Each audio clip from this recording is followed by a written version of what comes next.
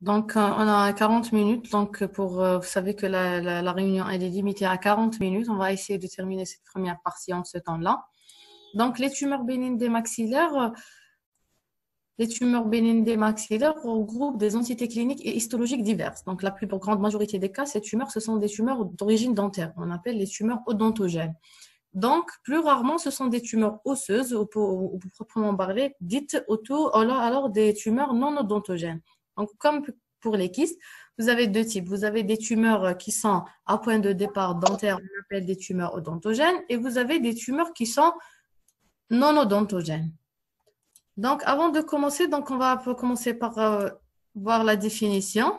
Attendez, je vais essayer d'admettre au fur et à mesure parce qu'il y a des gens qui arrivent en retard. Voilà. Donc, une tumeur, comme vous le savez, c'est une prolifération excessive des cellules anormales ressemblant plus ou moins au tissu dans lequel elle se développe. Donc, c'est une tumeur bénigne et qui finit par acquérir une autonomie biologique, c'est-à-dire elle va prendre naissance d'un tissu. Là, au début, elle est d'allure normale. Après, elle va prendre une autonomie, elle va se développer. Donc, les critères cliniques et radiologiques d'une tumeur bénigne. Donc, comment on peut faire? Donc, ça, c'est important. Comment on fait la différence entre une tumeur bénigne et une tumeur maligne? Donc, autant que chirurgien dentiste, on est amené à faire ça. On est censé savoir faire au moins, même si on ne peut pas poser le diagnostic positif, on ne sait pas faire le diagnostic différentiel, mais la moindre des choses, c'est de savoir faire la différence entre ce qui est bénin et ce qui est malin. Donc, vous avez plusieurs aspects cliniques.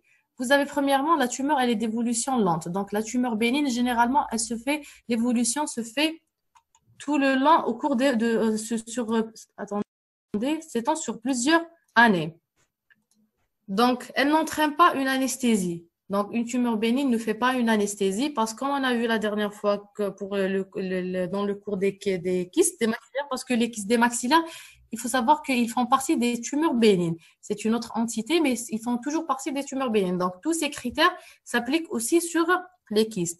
Donc, on a dit l'évolution, elle est lente.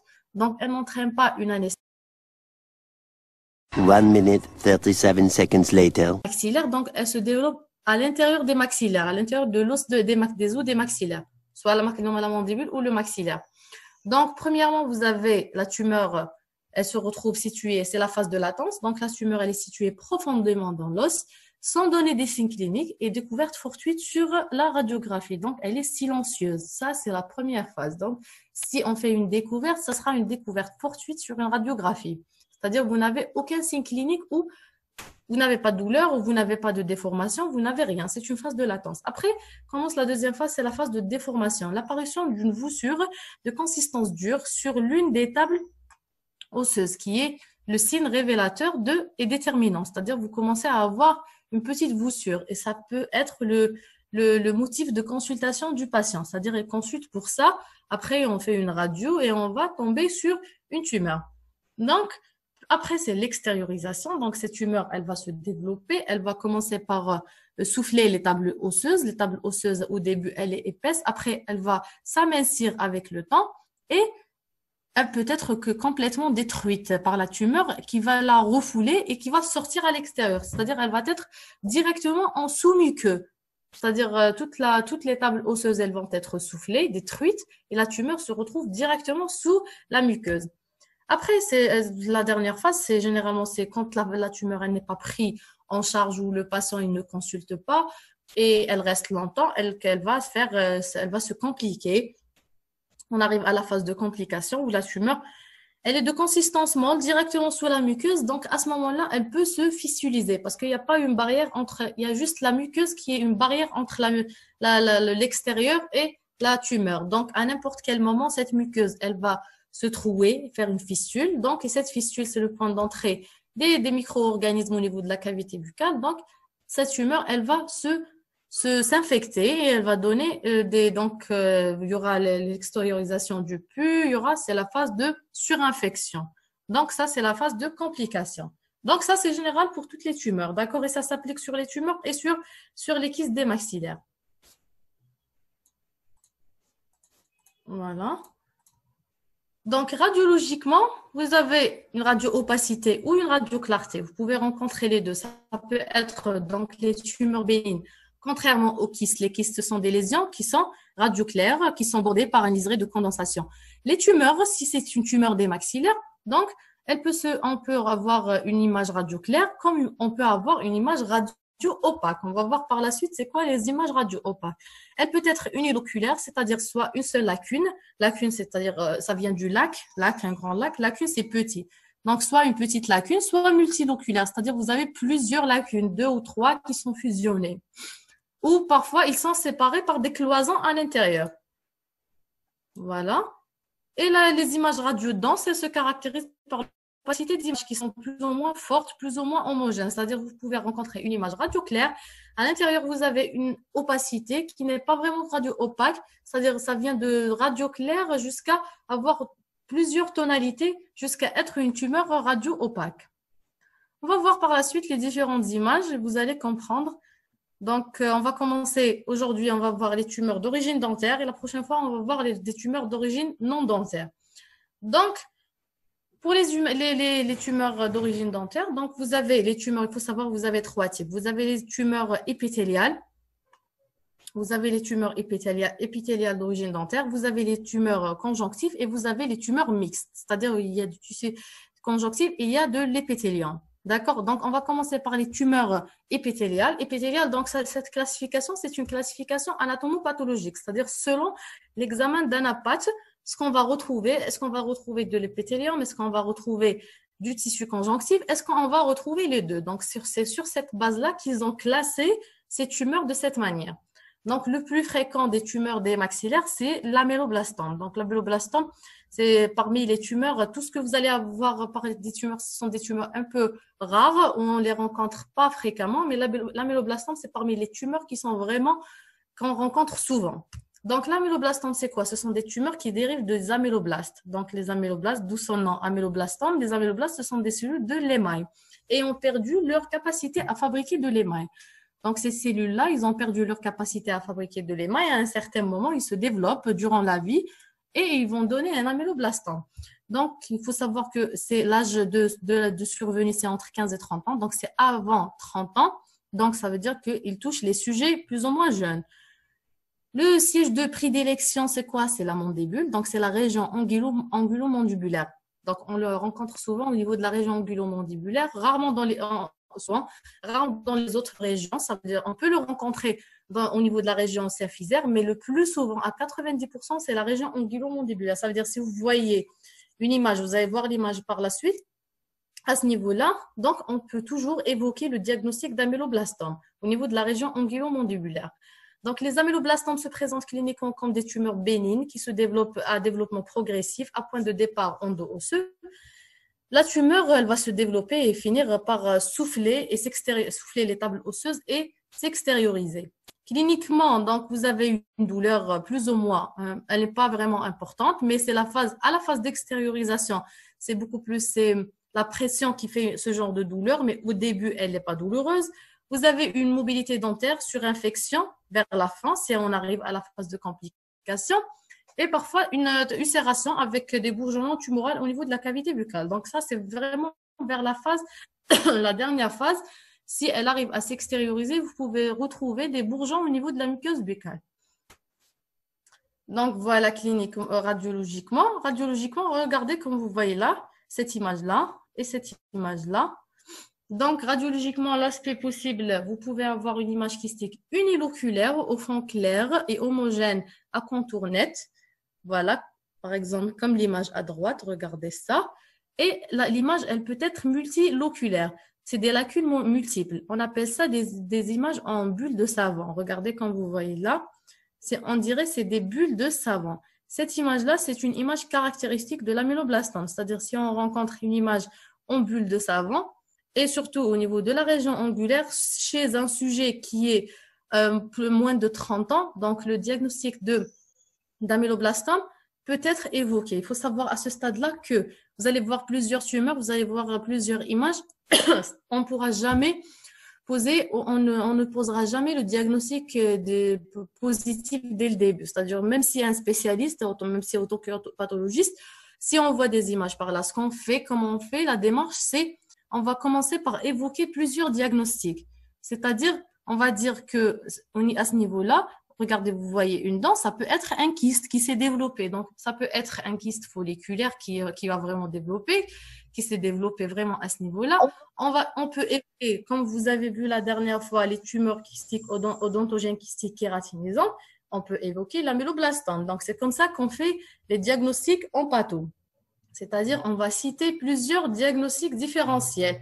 Après, on va dire le diagnostic de présomption, de forte présomption. Pour nous, c'est quoi? Après, c'est l'anapathe qui va trancher, d'accord? Pour être clair sur ce point-là.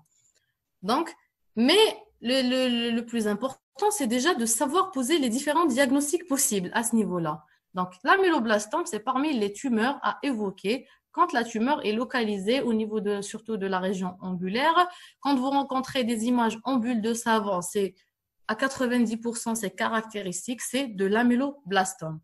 Voilà. Donc, essayez. Je sais que vous allez voir beaucoup de tumeurs. Ça va vous paraître beaucoup. Vous pouvez pas essayer de prendre dans chaque tumeur les mots-clés. C'est-à-dire, elle se développe à quel niveau? Le siège de prédilection, l'âge de développement. C'est-à-dire, vous n'êtes pas obligé d'apprendre par cœur le tout.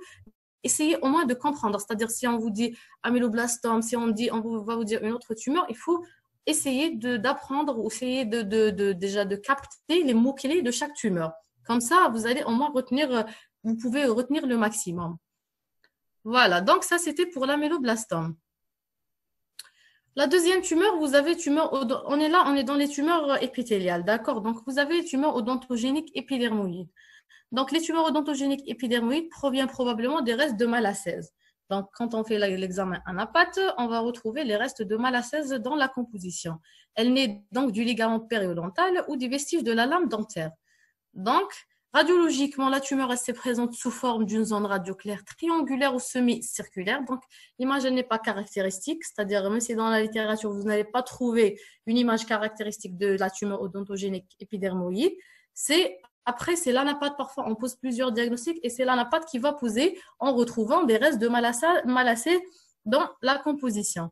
Donc, on a dit la tumeur elle se présente sous forme d'une zone radioclaire triangulaire ou semi-circulaire bordée par un liseré opaque. Le plus souvent, elle est uniloculaire, c'est-à-dire vous trouvez une seule lacune, vous ne trouvez pas plusieurs.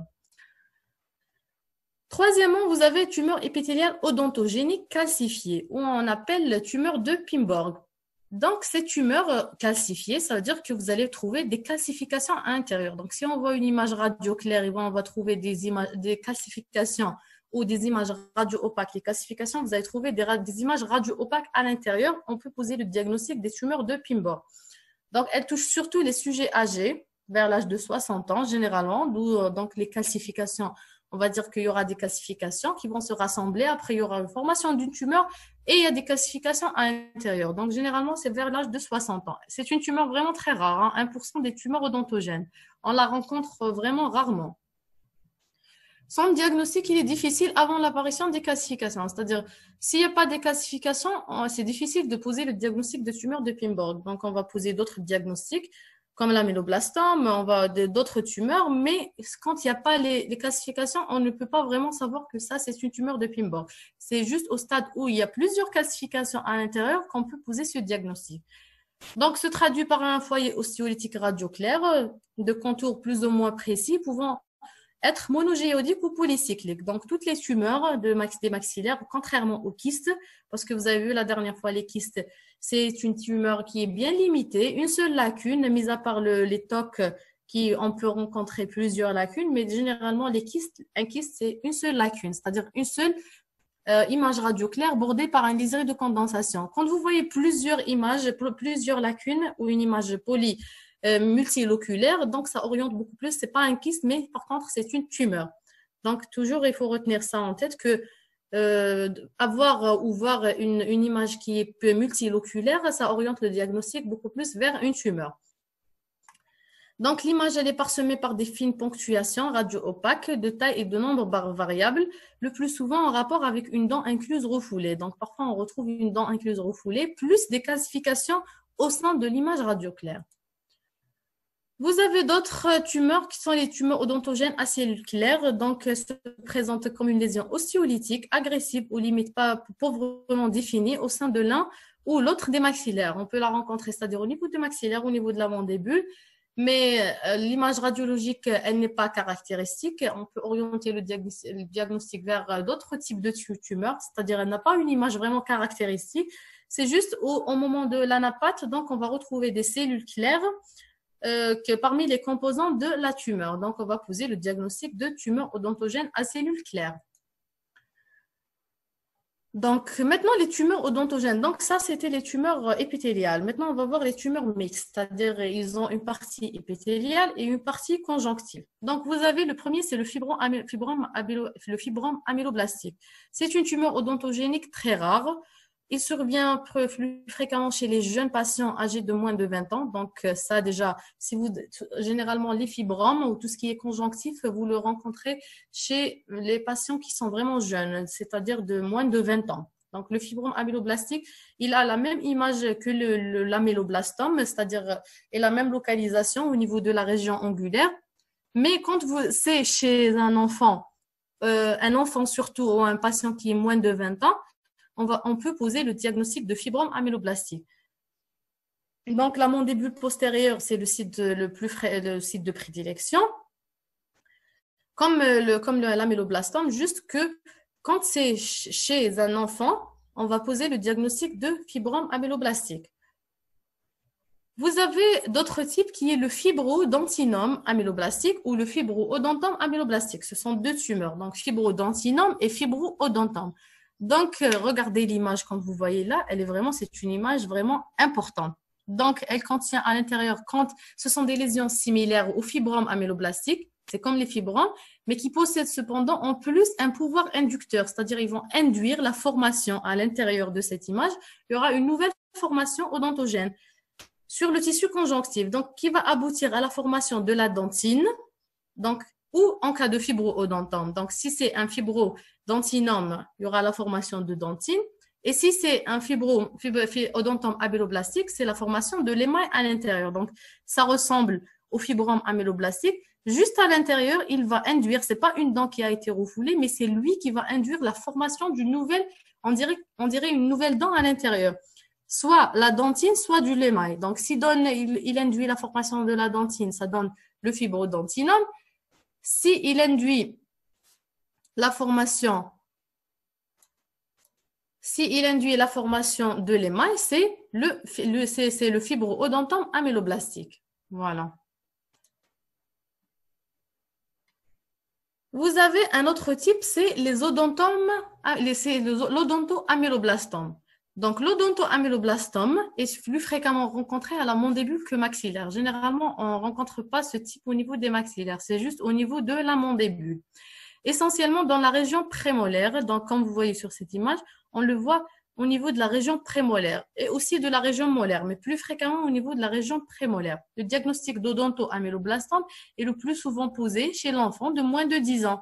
Donc ça aussi, c'est fréquent chez les enfants, suite à un retard généralement d'éruption.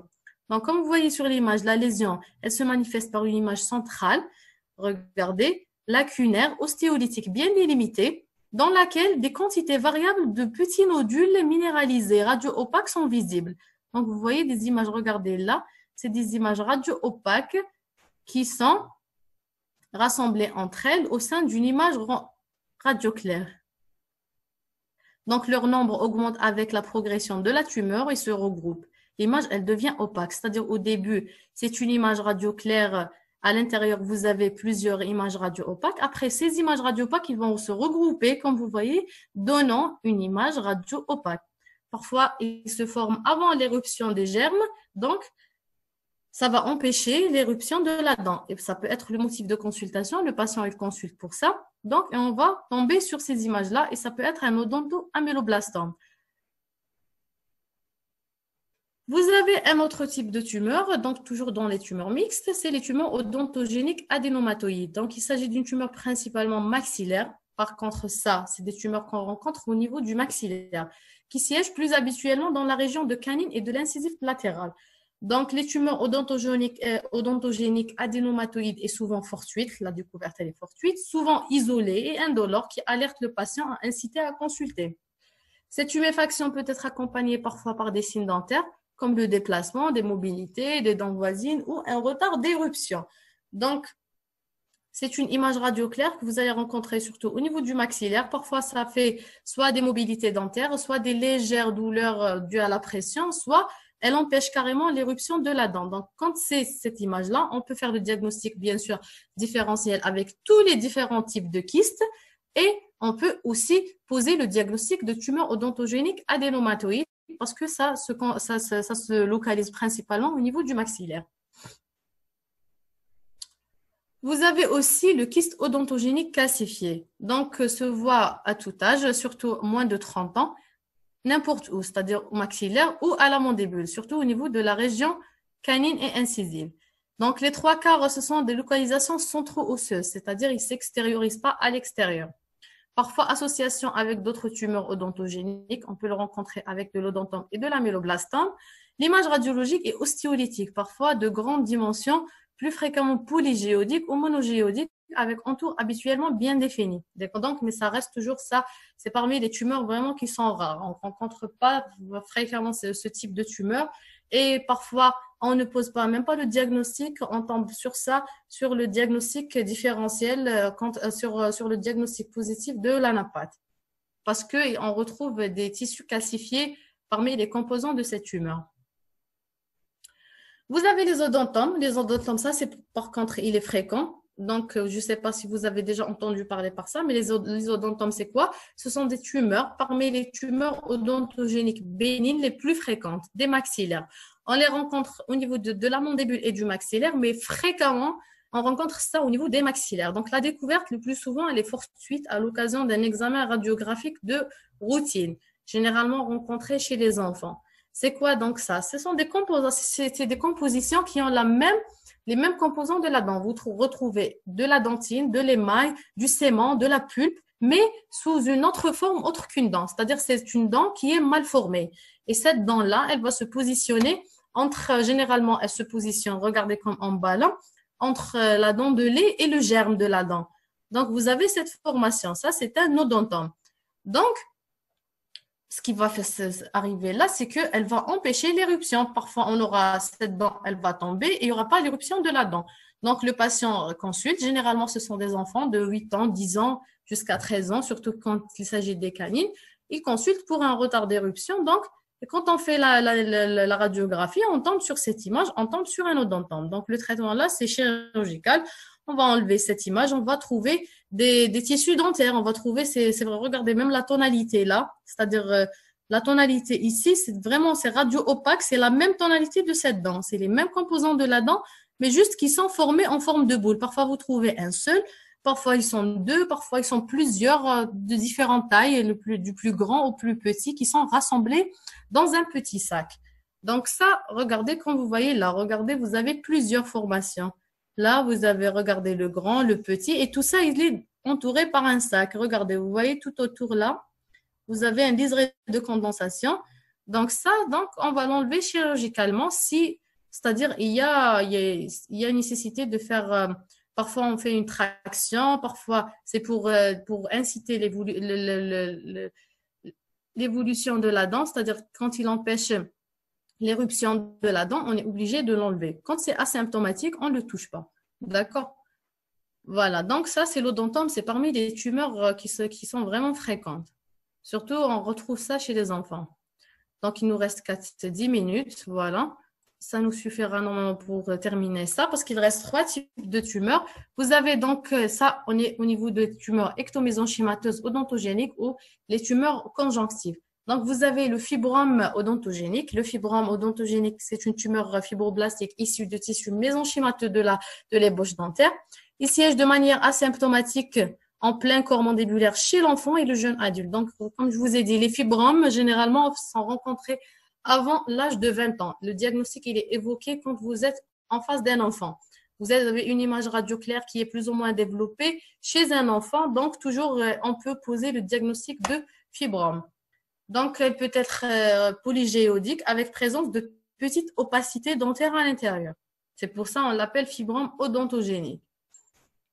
Vous avez le myxome, c'est une tumeur qui est rare, qui se développe à partir de la composante mésenchymateuse du germe dentaire. C'est une tumeur qui est vraiment rare. Elle affecte généralement les adolescents et les jeunes. Tout ce qui est conjonctif, c'est toujours les jeunes. Entre la deuxième et la troisième décade de vie, cliniquement, le myxome a une croissance lente et asymptomatique. Ça prend vraiment pour avoir cette image-là, ça veut dire que vraiment ça a pris des années, voire 5 ans, voire 10 ans. L'aspect radiologique clinique, c'est celui d'une image radio claire, polygéodique. Toutefois, l'aspect d'une lésion kystique monogéodique et kystique est possible. C'est-à-dire, vous pouvez rencontrer une image polygéodique comme ça peut être une seule image. Mais ce diagnostic, pour poser le diagnostic de myxome, c'est vraiment, on peut faire le diagnostic différentiel puisqu'il est au niveau de cette région. Ça peut être des tumeurs odontogéniques kystiques kératinisantes, ça peut être un améloblastome, ça peut être un fibrodontinome améloblastique, c'est-à-dire toutes les tumeurs qui se retrouvent au niveau de cette région peuvent être évoquées, entre autres le myxome. Mais par contre, le myxome, il est vraiment rare. Dans 1% des cas, on tombe sur un myxome. La dernière tumeur, c'est le sémentome, donc le sémentoblastome bénin ou le sémentome. On appelle ça le sémentome. C'est une tumeur sémentaire, comme son nom l'indique, donc sémentaire, odontogénique de nature mésenchémateuse pure, prenant naissance à partir de la prolifération d'authentiques sémentoplastes fonctionnels. C'est-à-dire, ce sont les sémentoblastes qui forment le sément de la dent. Ils vont former une nouvelle formation sémentoblastique qui va donner un sémentome. C'est une tumeur bénigne. Comme vous voyez sur cette image, c'est une formation osseuse, sémentaire, qui ressemble, regardez la tonalité. C'est pas la tonalité c'est presque la tonalité de la racine. Vous voyez généralement un prolongement. C'est une formation appendue à l'apex de la dent, comme vous voyez là. Donc, elle est collée, fusionnée à la racine d'une dent difficile, voire lactéale. Ça peut être même au niveau d'une dent lactéale. Donc, une résorption de la racine peut être rencontrée. Donc, par contre, c'est une formation silencieuse, c'est-à-dire généralement les sémentomes, c'est une découverte fortuite quand on fait une radio panoramique de contrôle ou de soins. Donc, on tombe sur cette image.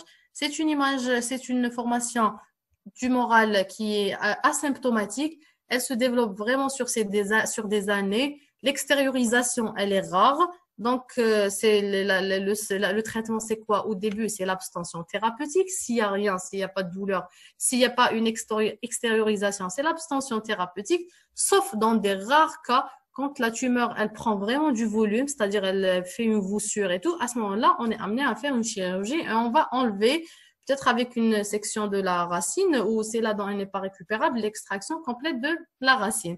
Mais généralement, c'est l'abstention thérapeutique. Donc, c'était ça pour la première partie. Ce sont les tumeurs bénignes des maxillaires d'origine dentaire. Vous avez vu l'épithélial, les non épithéliales, les mésenchémateuses et les tumeurs mixtes. La prochaine fois, on va essayer de voir le reste des tumeurs. Oui. Est-ce qu'une tumeur bénigne? Non, rarement. Les tumeurs bénignes, si elle est bénigne, elle va rester bénigne. Elle se développe d'une façon bénigne. Elle ne se transforme pas en une tumeur maligne. La tumeur maligne, d'emblée, c'est une tumeur maligne. Donc, voilà. Est-ce que vous avez d'autres questions? Il nous reste 5 minutes avant que la conversation elle se ferme. Donc, je ne sais pas. Oui? Madame, les tumeurs dans ces radios claires, et il y a des granules radio opaques. Oui? J'ai oublié le nom. Madame, vous avez dit qu'au fil du temps, ces granules vont se condenser et il va être tout radio opaque. Vous parlez de ça? Oui. L'odontome? Non. Avant. Oui, ça. C'est... Attendez. Oui, c'est ça. Normalement, vous parlez de ça. Oui, madame. Madame, vous avez dit qu'au fil du temps, ça va être radio opaque. Oui, ça devient radio opaque. Ils se condensent ensemble et deviennent radio opaque, oui. Madame, mais comment on va faire la différence?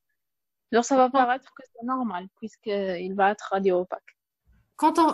S'ils vont se ressembler ensemble, ils vont donner une image radio opaque. Donc, dans ce cas-là, on ne peut pas faire la différence à 100%. On est amené à donner plusieurs diagnostics de présomption. C'est-à-dire, si ils sont vraiment collés, on ne peut pas faire la différence. On essaie de poser plusieurs diagnostics, les diagnostics qui se ressemblent. C'est-à-dire, vous n'êtes pas obligé de dire que ça, c'est un odontoaméloblastome sur l'image radiographique. D'accord? Si vous voyez cette image radiographique, vous allez poser les différents diagnostics de présomption. Vous Oui, n'êtes pas madame. obligé, c'est-à-dire de donner le diagnostic positif à 100%. Oui, mais il va apparaître comme de l'os. C'est pas comme de l'os. Vous voyez sur cette image, ils sont rassemblés. Vous voyez quand même, non, ça n'arrive pas à ce stade-là. C'est-à-dire, ils ne se collent pas au point de devenir invisibles. Ah, Il y d'accord. aura, non, c'est pas ça. Parce que, regardez ça, ils sont vraiment rassemblés, ils sont Oui, collés, mais il reste quand même un liseré qui les entoure. Comme vous voyez oui. là, vous voyez qu'il y a quelque chose à ce niveau-là. C'est-à-dire, ça peut pas être collé d'une façon à être invisible. On ne le voit pas, non. Il reste quand même quelque chose qui fait la différence entre cette image-là et l'image osseuse qui est tout autour. D'accord, merci, madame. De rien. Pour faire une différence entre tumeur et kyste, l'image apparaît polyglobulée. Non, c'est pas une polyglobulée, polygéodique. Vous savez, c'est quoi une polyglobulée? C'est polyglobuleux, c'est-à-dire vous avez un excès de globules rouges. C'est pas polyglobulé, polygéodique, c'est-à-dire vous avez plusieurs géodes. Comment on fait la différence entre tumeur et kyste quand l'image est polygéodique? Je vous ai dit pour les kystes, l'image polygéodique, elle est rare. Vous trouvez l'image polygéodique juste pour les tumeurs odontogéniques kystiques kératinisantes. Et au début, avant, ce type de tumeur, il était classé avec, c'est-à-dire il est classé avec les kystes, mais en même temps, il est classé avec les tumeurs. Donc, il est entre les deux. Les kystes, jamais, vous trouvez rarement des images polygéodiques. Généralement, c'est une seule image qui est bien entourée. Quand c'est polygéodique, ça oriente le diagnostic beaucoup plus vers une tumeur. En tous les cas, il faut savoir que la conduite à tenir, que ce soit pour les kystes ou pour les tumeurs, c'est la même. Sauf que pour les tumeurs, c'est quoi qui rend la chose compliquée? C'est que les tumeurs, ils sont généralement étendus. Comme vous voyez, l'améloblastome, l'image, elle est vraiment étendue. Attendez, je reviens sur l'image de l'améloblastome. Regardez par exemple cette image-là. Donc l'image, elle est étendue. Donc, parfois, on est amené à le faire au niveau de service maxillofacial, parfois parce que on aura besoin de faire parce qu'on on peut avoir des complications parce qu'il y a une perte osseuse.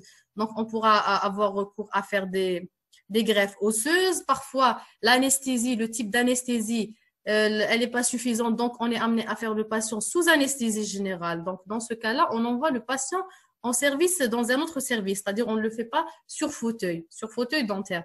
Parce que la tumeur, elle est grande, mais la conduite à tenir, c'est la même, c'est l'exérèse chirurgicale. Il n'y a pas une autre solution, que ce soit pour la tumeur ou pour les kystes. Juste que la tumeur, quand vous voyez l'image, elle est polygéodique, elle est vraiment grande, elle est étendue, votre diagnostic, il s'oriente beaucoup plus vers une tumeur autre qu'un kyste. Voilà. Donc, les kystes, généralement, ils sont rarement volumineux. D'accord? Les kystes, ils sont rarement volumineux, ils sont généralement limités. Vous ne voyez pas une image comme ça qui s'étend jusqu'à la mandibule, mis à part, je vous ai dit, les TOC. Est-ce que vous avez des questions? Parce que là, on a une minute. Donc, je vous donne rendez-vous la prochaine fois. Je vous envoie le lien. On va essayer de le faire au courant de la semaine. Donc, je vous dis merci pour votre attention. Essayez de lire et de relire le cours. Je vous ai envoyé le cours. Lire et relire et essayez de prendre juste les mots-clés de chaque tumeur, comme ça, pour retenir le maximum.